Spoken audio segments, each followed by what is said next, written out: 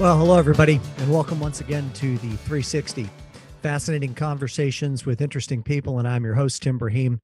And today's guest is a very special one. If you don't know who Jesse Itzler is, you're going to really enjoy this interview. I can guarantee it.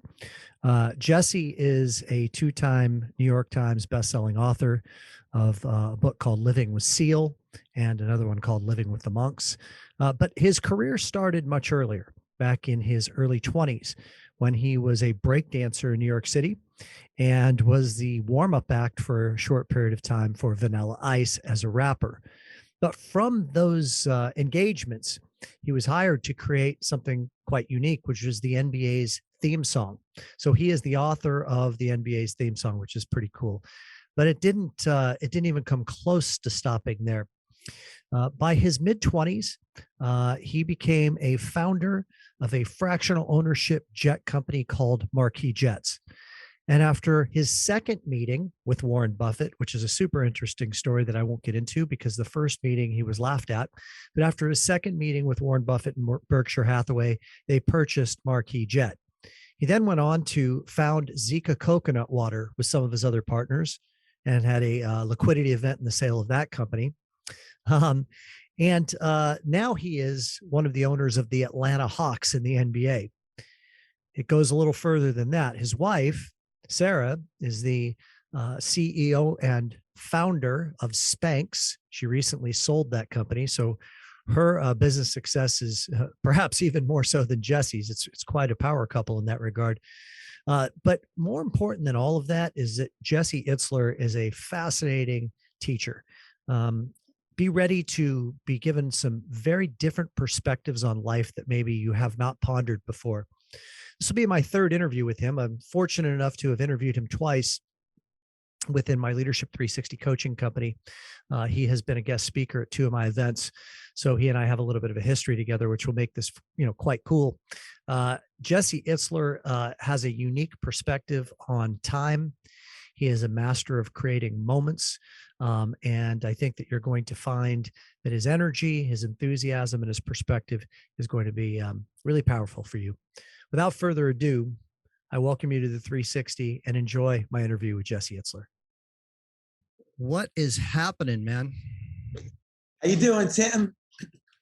Where are you at right now? It's different background from the last time we talked. I am in my office in Atlanta, which is my home, and this is my rap wall of fame behind me.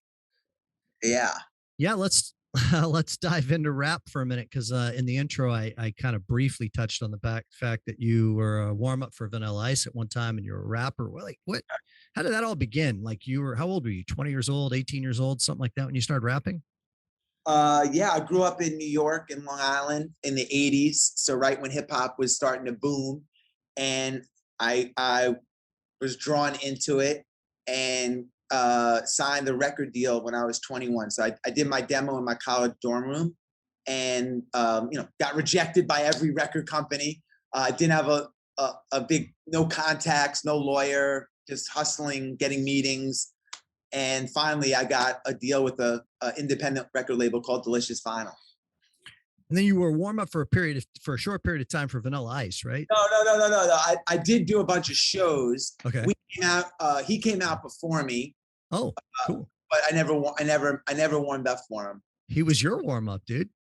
Right on. So I want to kind of spin that into the business realm to start this off. We've had conversations before that have gone, pretty deep, and I intend for this interview to go there eventually, but I want to satiate the audience here a little bit with just some practical business advice from a guy who's had a tremendous amount of success over the years in a variety of different businesses, which is super cool. But I think that there's a common denominator to it, which is relationships.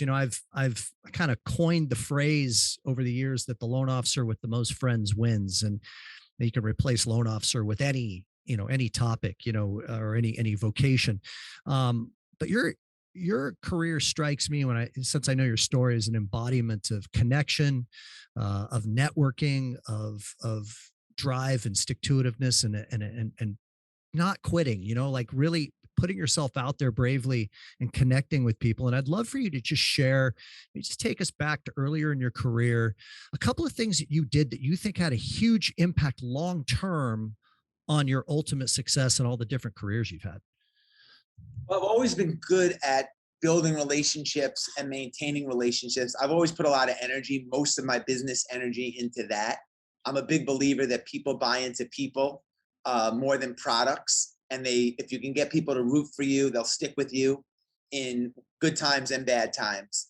And so I've always invested a lot in that. I've always invited people to different experiences that I have, whether it's a race or a cold plunge or the polar plunge, or, if there were 10 seats at a table, I would fill them up with 12 people. But even in my 20s, when I had nothing, I remember I would write 10 handwritten letters a day, and I would mail them out to people. It could be, "Hey, Tim, thanks for having me on a podcast. There's 8 billion people, man, and you chose me today to be on your podcast." And, that means a lot to me. They were always one-way correspondence. I never asked for anything in return. They were always, one way. They still are one way. I never really asked for anything. I try to deliver stuff. I try to never say no to things, and deliver everything and not ask for a lot. But I send 10 handwritten letters a day. I spent about 3,000 handwritten letters when I was like 22 years old. And I planted those seeds. And, I didn't do it so like, oh, everyone's going to be my best friend and they're all going to be my customer one day.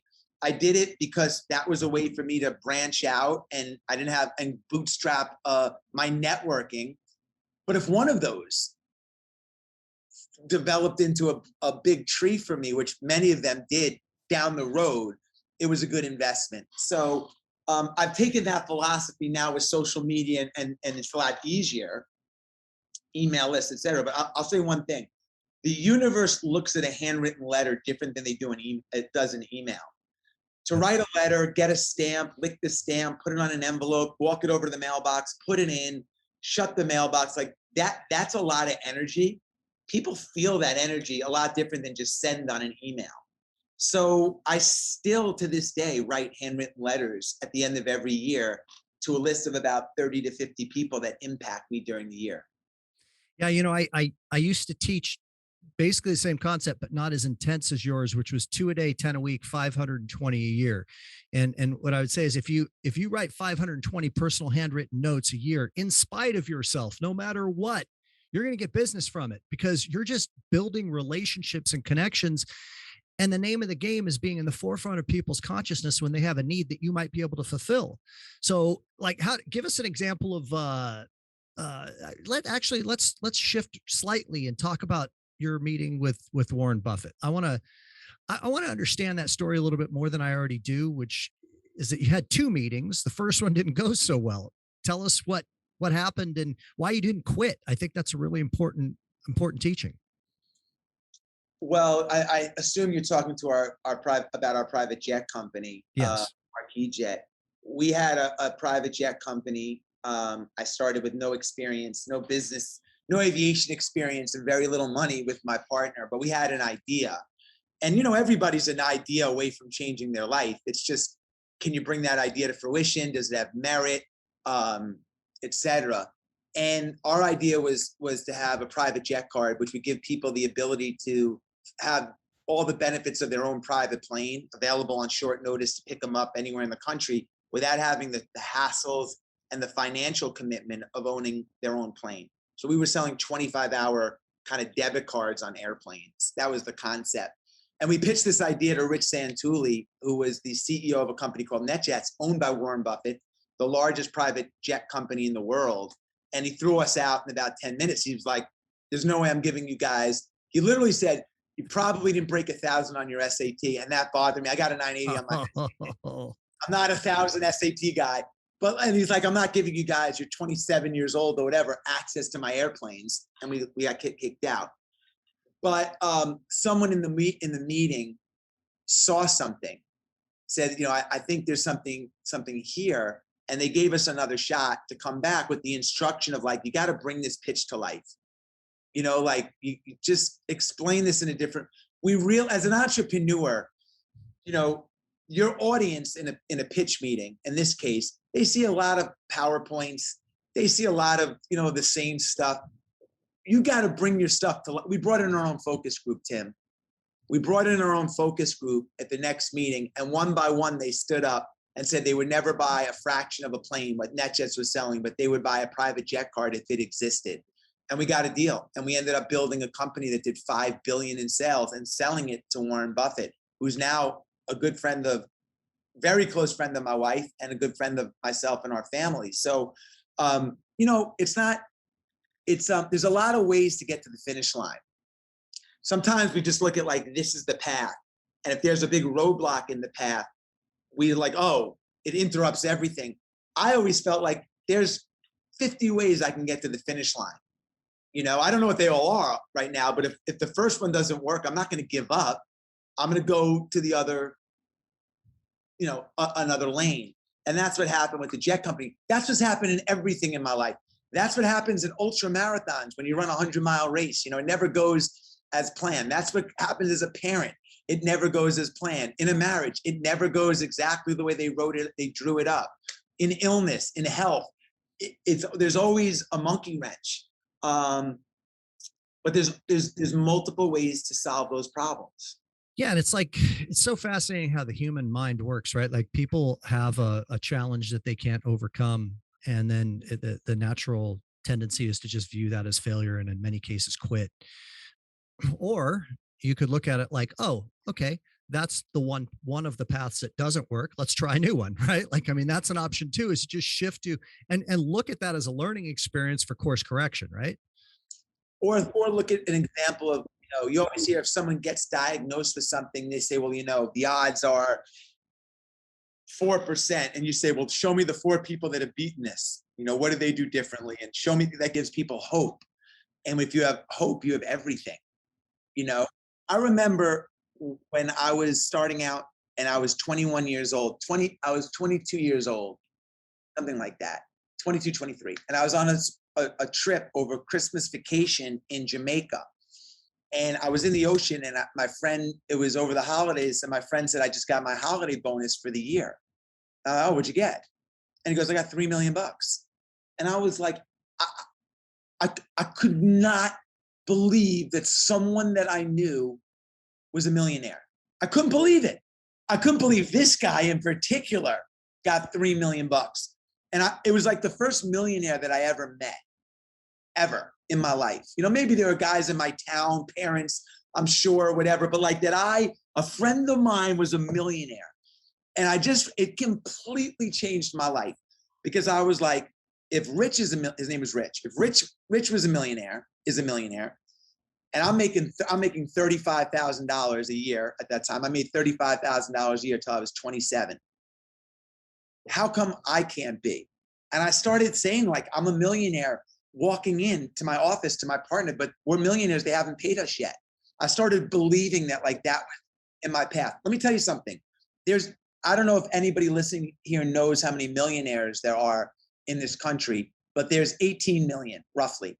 So if you look at adults over 25, there's 190 roughly million Americans over 25. So that's about 1 in 11. 1 in 11 adults are millionaires. And when you think of 18 million, that's a lot. That's a lot. There's not 18 million people smarter than those listening to this show. There's not 18 million people more talented than me or Tim or you or whatever. They just figured out how to do it and realized, like, it's not that hard, but that barrier of like, oh, like, we never grew up with money. Our family doesn't have this. We're not good athletes. We're not that talk track makes you believe like it's not obtainable. Once I realized that, like, oh my God, someone in my circle can do it, the floodgates open. The floodgates open. Your boy Chad Wright, your friend Chad Wright, talks about this, the power of the spoken word, right? Like, I mean, like, you're speaking to that right now. Like, if you start to verbalize what you can't do, you're going to fulfill that prophecy. And if you start to verbalize what you can do and what is possible and look at things through that lens, your brain is going to seek solutions that are going to get you there. I want to talk about fear as leverage for a minute. I've heard you say that one of the best ways to accomplish a goal is to create massive accountability by putting yourself out there on social media. I mean, you've done some pretty crazy stuff since I've been following you on Instagram. I mean, ice baths with Wim Hof and Ultraman. Congratulations, you just finished a 100-mile race not long ago. Um, what's some wisdom that you can share about that, about how you create leverage for yourself to hit and accomplish goals both in business and in your personal life that might be really valuable for people to hear and adopt? Well, there's a ton of research around the fact that you're more likely to have hit a goal if it has a definitive target date on it. That's why, look at the marathon completion rate in this country is about 98%. And, most people say, I'm running the New York Marathon on this date. They tell the world that they're doing it. Now there's accountability, and they put a lot of pressure on themselves. We always say pressure is a privilege. I've always found that by having a definitive date and letting people know, like, hey, I'm doing Ultraman on this date, and having that pressure and fear is an incredible motivator, as opposed to, hey, I'll do a marathon one day, like that never works. That never works. So I'm a big put a flag in the ground guy and then figure it out. Sign up for the race, then figure it out. Don't try to figure it out and then decide if you're going to sign up for the race. Start the business without it being the perfect time, without having enough experience, as opposed to waiting for the right time or waiting till you have enough experience. That never works, ever. It's never the right time, and you never have enough experience. Let me share something with you. And you know this, Tim, but time is undefeated, right? Time is undefeated. The only way that you can beat time, even remotely compete with time, is to take action. So when I was in my 20s, my mother wanted to go to England. Her life dream was to go to England, take our family, and stay in a castle. I said, Mom, I got to work. I'm in my 20s. Like, I got to make some money. I'm 20. I can't do it now. In my 30s, I had a job. I'm too busy, Mom. I'm building Marquis Jet. In my 40s, I had a family and I was raising my kids. Like, I couldn't go. My son is 1 year old. I can't go to London. In my 50s, my mom can't go. So I can never get that back. Time beat me. I can never go back and do that. That dream of my mother's it's completely gone. If I would have gone in my 20s when it wasn't the right time, when it wasn't the right enough, whatever, and done that, no matter what happened to my mom, no matter what happened to my dad, no matter what happened to me, no matter COVID, no matter what happened in the world, time can't strip me of that moment. It can't take away things that you've done on your life resume. Once you have it, it's an ink spot. It's not coming off. So the only way that you can beat time is to take action. And I find that most people live life in routine. They're so comfortable in their day-to-day routine, and they have no relationship with time.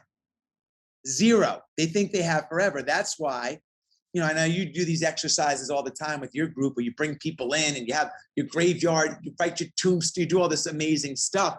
But most people don't think they're going to die anytime soon. If they did, they'd have their graveyard plot picked out. I'm sure 99% of the listeners don't. I'm not even sure if you do, Tim. They give all their passcodes to their significant other. So in case something happened, here's my Instagram password. Here's this password. They'd be responsible. But no one thinks it's going to happen anytime soon. I'm invincible. I'm not going anywhere tomorrow. Until you really understand that, people that get diagnosed with cancer and stuff, they didn't wake up last week. They didn't think they were going to get diagnosed with cancer. They didn't think they were going to get in a car accident. People, I'm sure Kobe didn't believe he was going to get in a helicopter crash. And, until you understand that at any given moment, everything can get taken away, you're not really operating with true urgency. You think you have the luxury of time. And, it's a simple concept, but many people don't grasp. I operate with insane urgency. I don't defer races if I'm not trained. If I was undertrained, Ultraman that I just did is a 6.2 mile open water swim, a 260 mile bike ride, and a 52.4 mile run. I was grossly undertrained.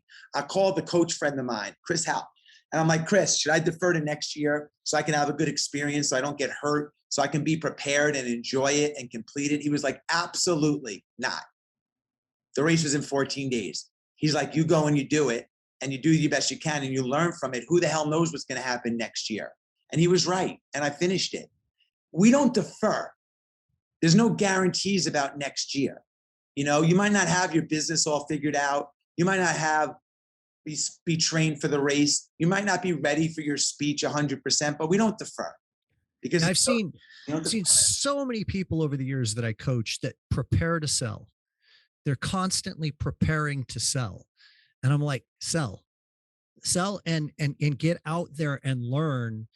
And I think that's because of fear, right? Like perfectionism gets in the way of people taking chances. They don't want to look like they're ill prepared or ill equipped. They don't want to fail. They haven't figured out how to manage failure.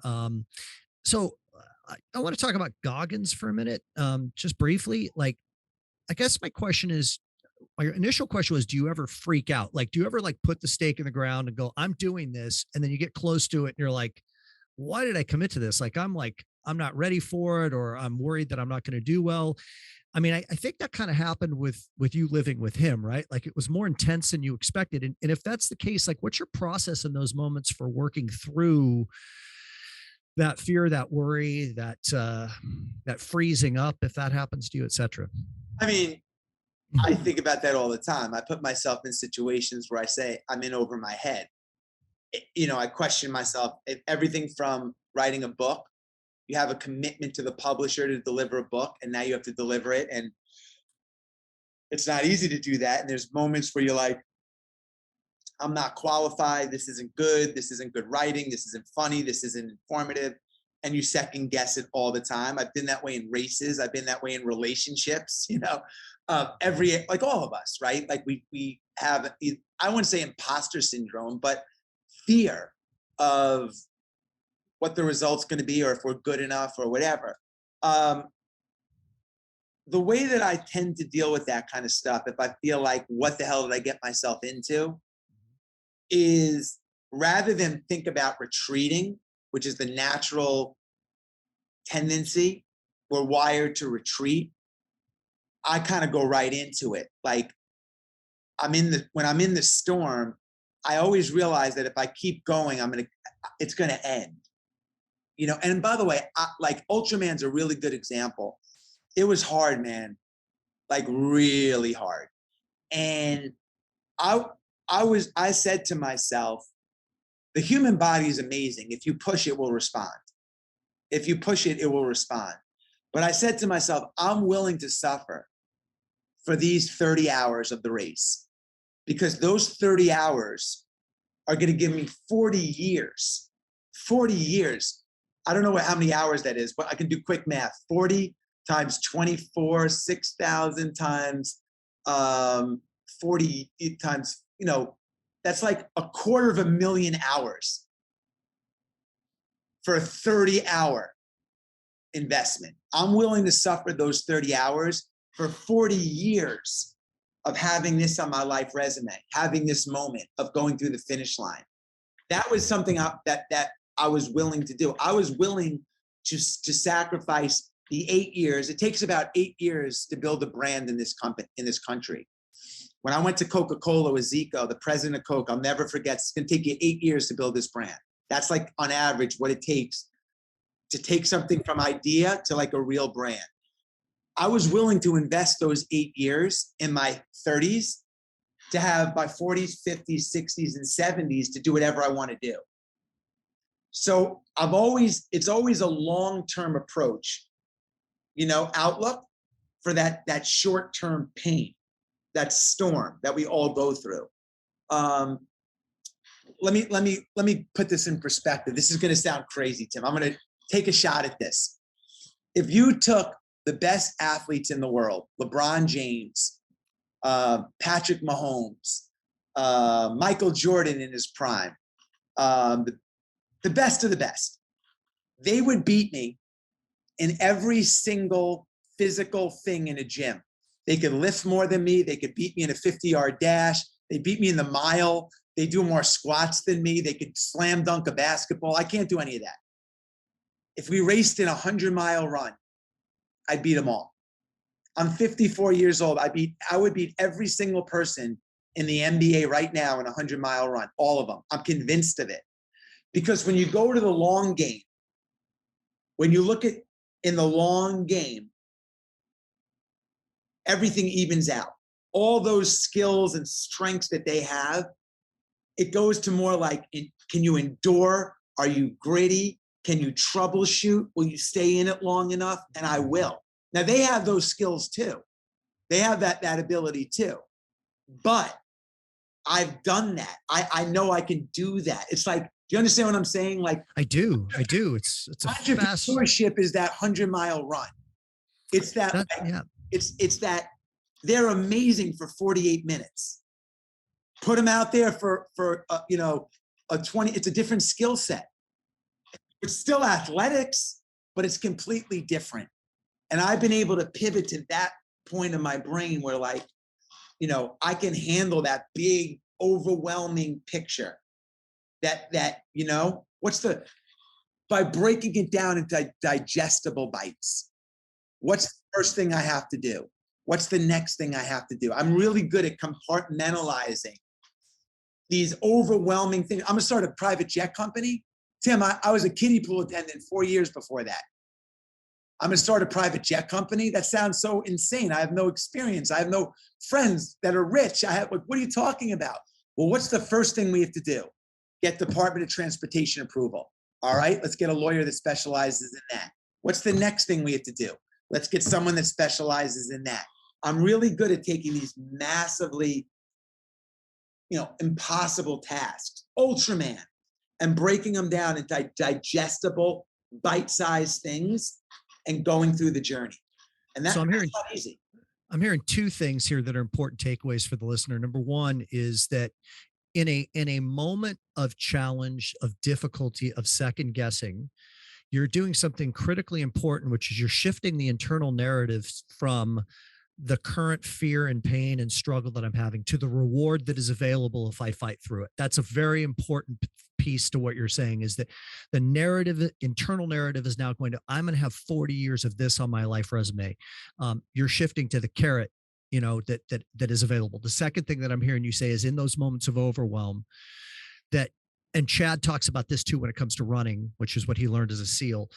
And I'm sure you do this in your running as well, is that it's the inverse, right? Like, if you look way too far ahead, you can get overwhelmed. And that's when you need to break it down to the bite-sized steps of, I need to go get my business license. I need to develop a business plan. I need to hire a personal assistant. That's what, narrowing the focus at times can help reduce the overwhelm of the grandness of what you're looking at doing. So I want to go back to the stake in the ground, and thank you for that excellent share on that. So you play life on the offense. This is one of the things that, like, man, every time I interview you, I'm like, man, he and I are like kinship in that regard. Like, I do the same, and I've just naturally done it, but you do a really extraordinary job with your calendar. And, you're the owner of the Calendar Club, which is an incredible program that everybody listening to this podcast should look into and sign up for. What are some of the tricks that you have found are really effective with the managing of your calendar to create that urgency, to get out of the laziness, and to ensure that you take action? Rock and roll with that one. Yeah. You mean just the action part of it? Just tell us about your calendar, bro. Like, I think it's so important for people to hear about what you do, how it's visual, it's big, and what you put in there every year, and your Masogis and all that stuff. I feel like most of us play life on defense. Our calendars fill up with other people's requests for time. Our calendars fill up with Zoom calls and meetings and weddings. And I'm a big believer in playing life on offense and scheduling your life before your meetings. And I have a system. I'll share that system with you in a second. But, it's really hard as we get older to create newness because we live in routine. Like, how do you introduce newness into your life for real? How do you even introduce newness? You wake up, you work out, you have dinner, you have something on the weekend. Maybe you belong to a country club. Like, where does the newness come from? You have to schedule it. You have to aggressively put newness into your life. Gandhi said it best: live like you're going to die tomorrow, learn like you live forever. You got to continue to learn and challenge yourself. So what I do is I have this big visual calendar. I can even show it. Here it is. I didn't even know you're going to tell me this. Tim, this is actually a calendar. It's called the Big Ass Calendar. And it opens up, and this is my entire year scheduled. And it's color coded for different trips and things that I'm going to do. And all I do is follow the script. So what I do is there's two parts to how I plan my year at a high level. I think about all the things that I want to do. One-on-one trips I take with my kids. I take one-on-one trip with all my kids. That goes on my calendar. I have date nights once a week with my wife every Wednesday. Goes on my calendar. I take my kids out of school for a secret lunch. Goes on my calendar. Spring break, the trips, all that stuff I plan. I take my wife and I go away every quarter for a staycation or something. Goes on my calendar. So I have those fundamental things. But here is the backbone of what I think is the best planning, life resume building system on the planet. I do two things. And if you do this, anybody listening, and you're in your 40s, even if you're in your 70s, it'll be a game changer. And if you did everything the same that you did last year, but just added these two things, it'll be life changing. The first thing is there's an old Japanese ritual called the misogi. And the notion around a misogi is you do one, I'm taking the liberty to tweak it a little bit, but you do one year defining thing every year. So you should be able to go back. If I were to ask you guys and girls, men and women listening to this, what did you do in 2011? What did you do in 2017? That was big. What was your big event last year? You should be able to rattle them off. Most of us can't even tell us, Tim, what you did 8 days ago. If I quiz the audience right now, what did you do 8 days ago? I don't think anyone could even answer it. Because we're just flying through life. We have another day. Everything keeps going, you know? So you do one big year defining thing. Here's the thing. This year for me, it was Ultraman. In 2015, I launched a book. 2017, I launched a new company called 29 or 29. Then I can rattle these things off. Here's the thing. If you're 40 years old and you do one big year defining thing every year until you're 70, this year I'm going to launch a podcast. Next year I'm going to Europe. I'm going to stop drinking. I'm going to run the New York Marathon, whatever. From 30 to 70, that you'll have 40 unbelievable big accomplishments on your life resume. That's remarkable. Versus not doing that. That's remarkable. The second thing that I do is every other month, I do something I normally wouldn't have done on a weekend. So instead of watching the Georgia football game on a Saturday, one Saturday out of every 2 months, so one Saturday every 8 weekends, I'll do something I wouldn't have done. Take my kids fishing, go on a mini adventure, sign up for a convention, go to a conference, go to a museum, go fishing in the river, take a cold plunge at Coney Island, whatever. So if you do that every other month, you'll have 6 mini adventures a year from 40 to 70. So 40, your 40s, your 50s, your 60s, that's 30 years, right? You'll have 180 mini adventures. So you'll have 30 year-defining things and 180 mini adventures you wouldn't have had. That is a friggin' unbelievable life. That is a very, very rich life. There's two sides of this whole business journey that we're on. Many of us are entrepreneurs. Many of us, do something to earn a living. There's the money side of it, which we talk about and we overemphasize. Hustle, work, do this, blah, blah, blah. And then there's that spiritual side of it, which we under-index and we very rarely talk about, and this side is just as important. I always say $1 billion times 0 in spirit is 0. $1 with $1 billion spirit is a billionaire. It's just a different kind of billionaire. So it's this side of the equation that's so important. And you do that and you have 30, 40 year defining things on your life resume and 180 adventures that you wouldn't have had. You are friggin' filthy rich in life. Filthy rich. Richer than the guy that looks at a computer screen and trades stock and makes $1 billion a year, but doesn't have any of this. Yep. So, there's a couple of ways to skin this life we live in, man. How do you want to peel back the layers today? Because this is important. I'm not saying sacrifice this, but not at the expense of this. So scheduling newness is critically important. That's a huge takeaway. Too many people live one year after the other that are exactly the same. Let's talk about time. And it's a topic that I think that you talk about really, frankly, better than anybody that I've ever heard of, because you actually shift the paradigm away from time and you shift it to moments. And let's start with first something profound that you said to me the last time we spoke, which is that the watch is kind of the head fake, right? That like distracts us and tricks us into thinking something. And then from there, let's go into the importance of moments and tell us about how you orientate yourself to moments in time. Well, the watch gives us a false sense of foreverness, because every day, if you have a watch, you wake up and it repeats. It gives you a new set of 24 hours. And that gives you that setting this false pretense. I'll just do it tomorrow. It's another day. I'll start next week. Every day we get a reset. But if you flip your hourglass or your mechanism of keeping time from the traditional wristwatch, which is amazing for getting you to appointments on time, but it gives you this false sense of foreverness. And if the metrics was like heartbeats, which constantly deplete, a mammal,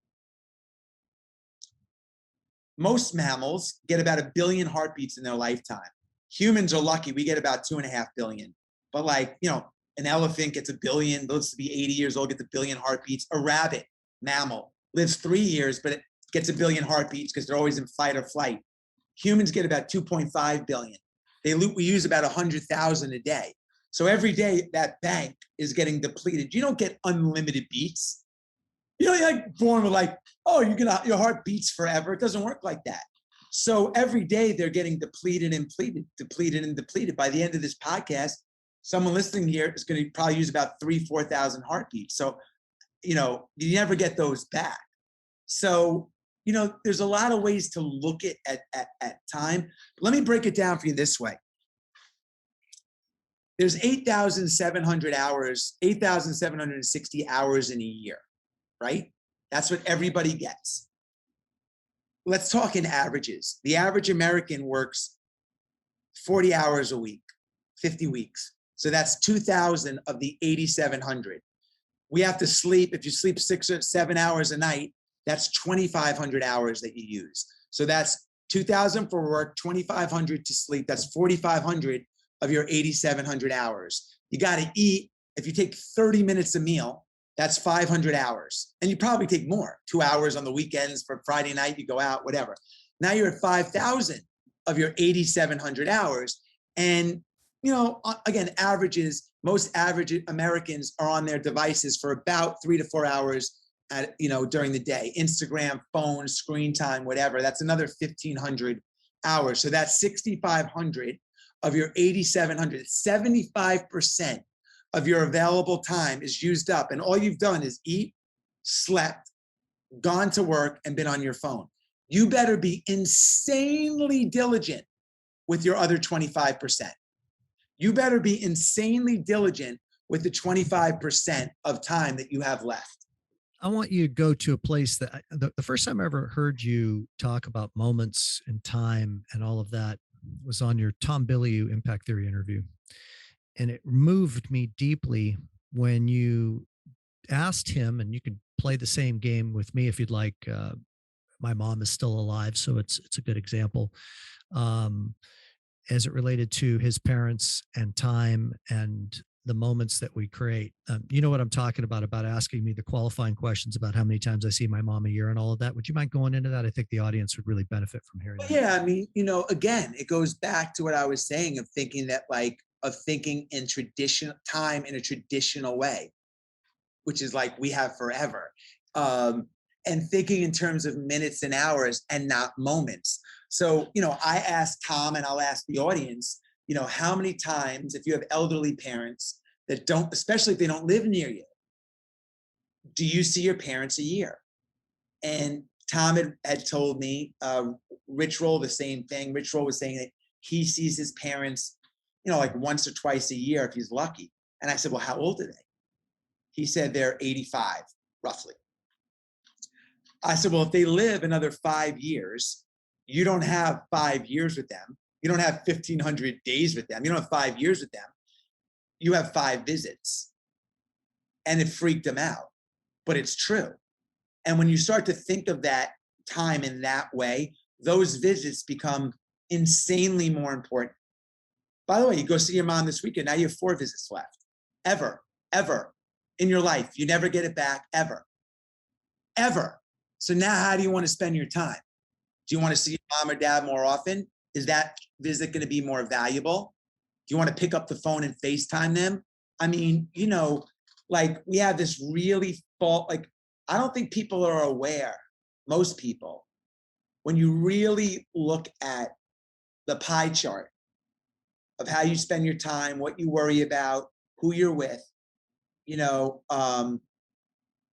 of how you're living your life and who you're spending your time with. When I turned 50, Tim, I had a very simple mantra, a very simple rule that I wanted to live by. And that rule was I want to put more on my plate of what I love to do with the people I love to do it with. And I've like honored that, man. We talk about calendar and planning.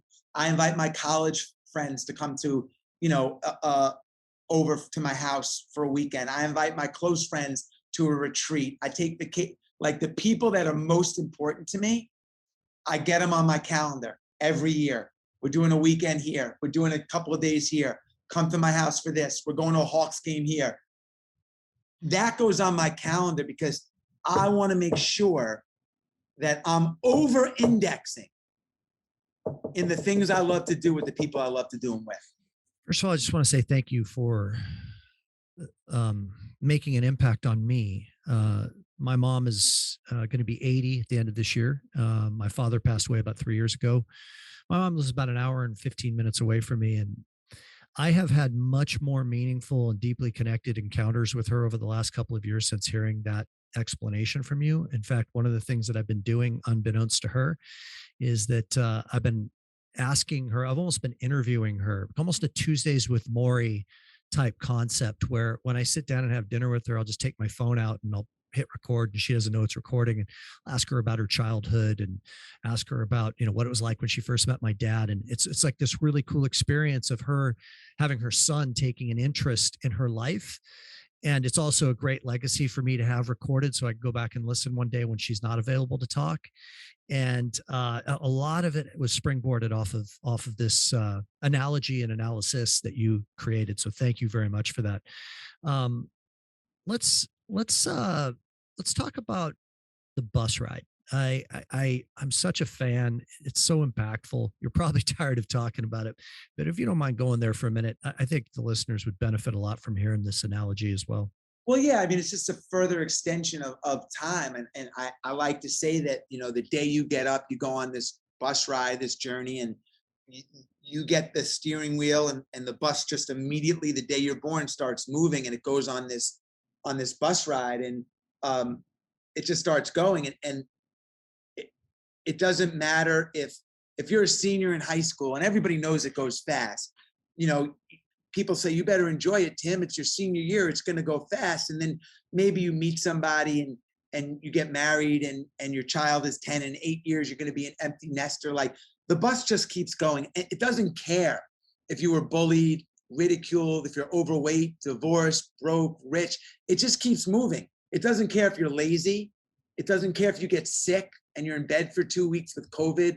It doesn't care if you go on a sales call or not, where you pass on an experience it just keeps going and moving. There's no reverse on that bus, Tim, and you can't slow it down. You can't stop it. It's constantly moving down the road. And then one day it just stops and the entire ride is over. It's done.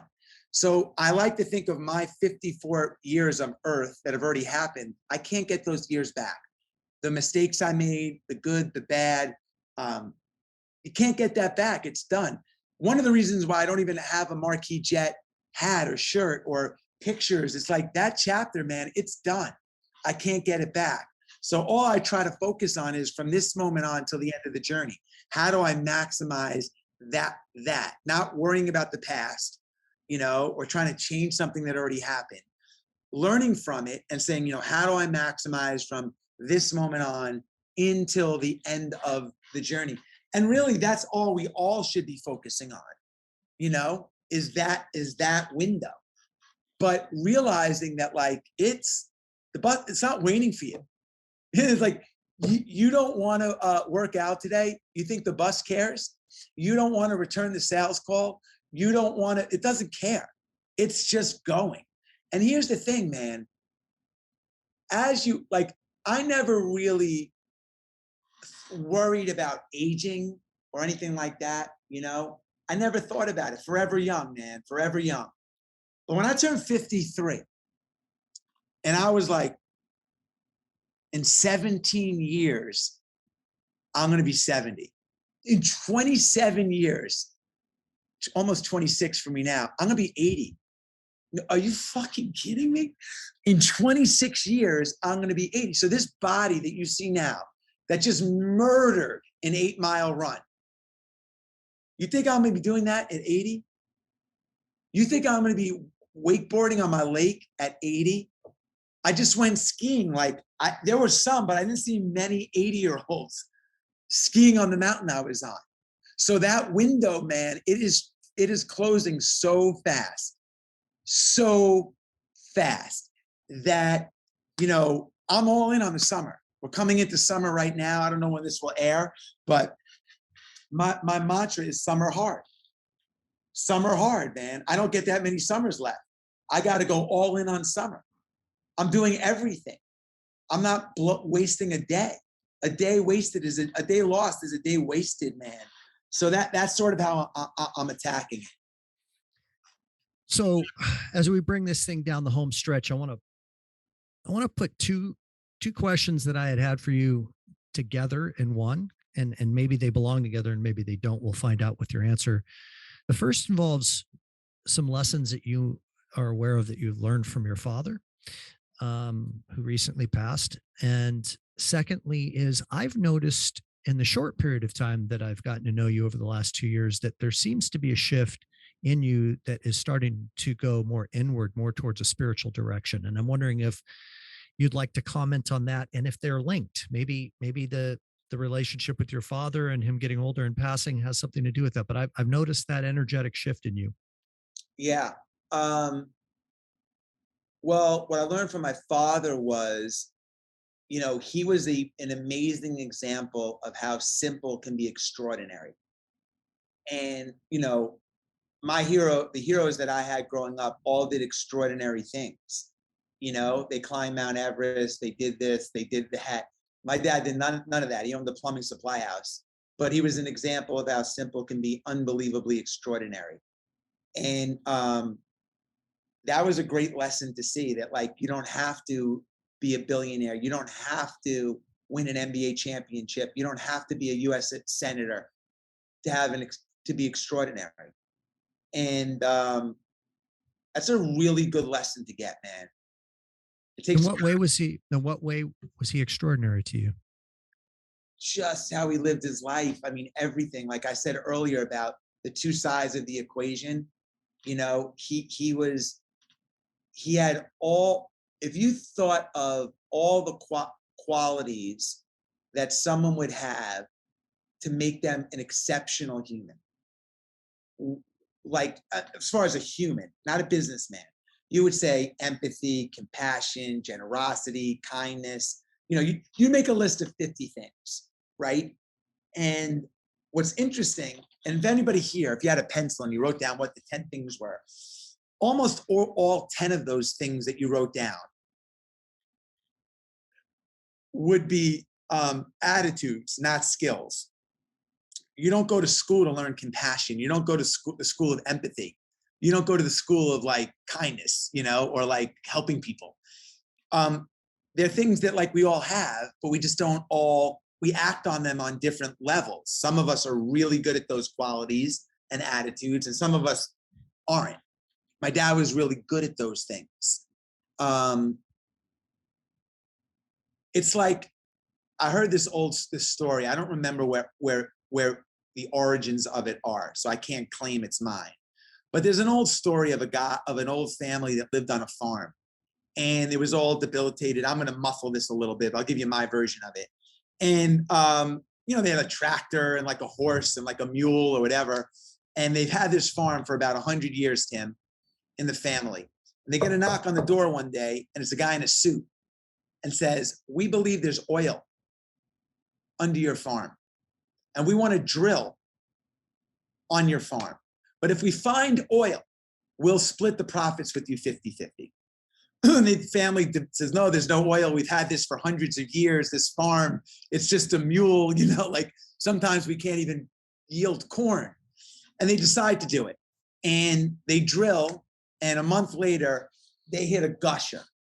And this family, the day that they hit this gusher, become, multimillionaires. No, they'd been multimillionaires for generations. They just didn't know they were sitting on the oil. It's the same thing with the spiritual side of people. These attitudes, everybody has them. We're all sitting on them. It's just some people drill into them deeper and get a gusher.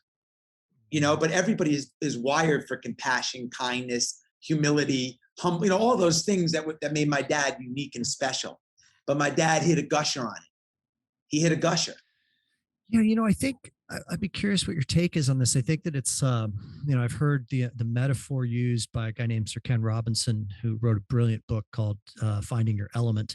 He refers to those qualities as natural resources that are like similar to natural resources in the earth. And you have to get to know yourself well enough to be able to excavate them, to be able to have access to them.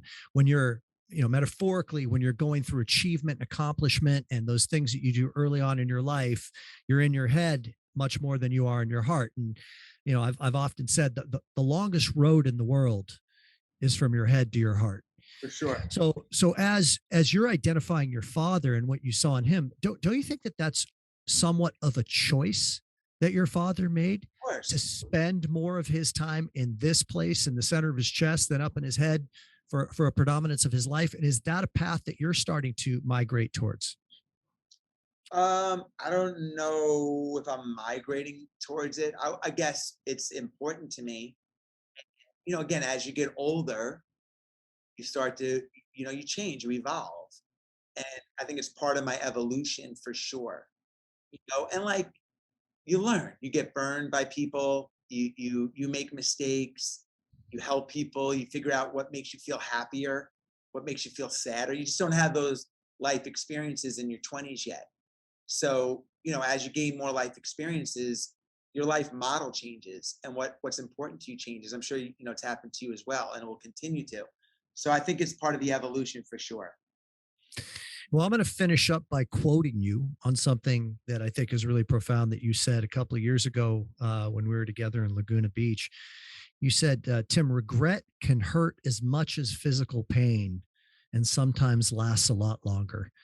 And I think that summarizes this interview quite well, is that you're living a life very admirably that would be giving it as much opportunity to be void of regrets when it was over with at the end.